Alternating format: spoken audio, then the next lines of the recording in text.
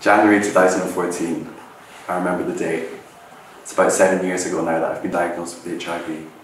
I just moved to London and I just started a degree at the circus school in Hoxton.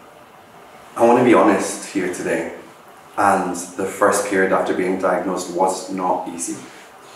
I fell hard emotionally and physically. I found myself surrounded by drugs and a lack of self-care. But after a little while, a few months, and support from friends and peers, I managed to pull myself out of that, and I was able to make my HIV diagnosis a strength and something that I could work with. Sometimes you need to take a little bit of time out. So when I was diagnosed, I had to stop my training for a little bit so I could reconnect to myself. And with the support that was around me, I was able to do that. I put my training off for 6 months and I came back stronger and more directed. There was two things to do with my training and my HIV diagnosis that I felt from the start I really needed to target. And that was the fact that I worked closely with other people. In circus, we are touching, we're feeling, we're jumping on each other, and we're often cutting ourselves, so we're often bleeding.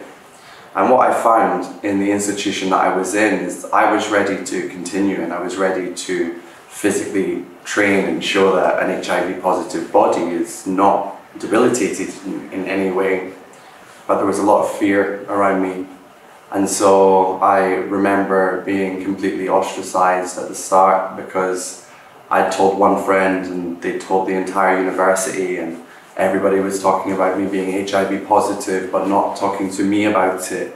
And it became a thing that people didn't want to work with me and didn't want to be in groups or partner with me for partner work. And this was really quite damaging for myself and for the students as a whole, I feel, because I was still newly diagnosed at this time and still learning what it meant for myself. But again, by being open and by actually taking the conversation to them, I called a meeting. I sat down with our principal and asked for a meeting with the student body, and I said, I know that you know. Now learn with me. Let's do this together. This is what I know it means now.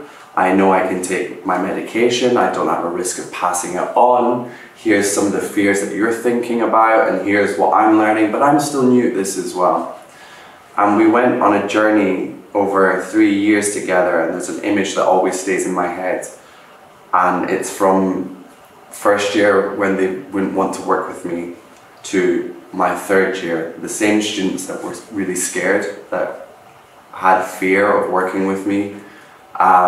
During one performance, I cut myself and I was spinning in the air, and I covered the entire performance area in my blood. Meters and meters of space with droplets of my blood. And the same students that were scared 2.5 years before didn't even question or think about helping me to clean it up.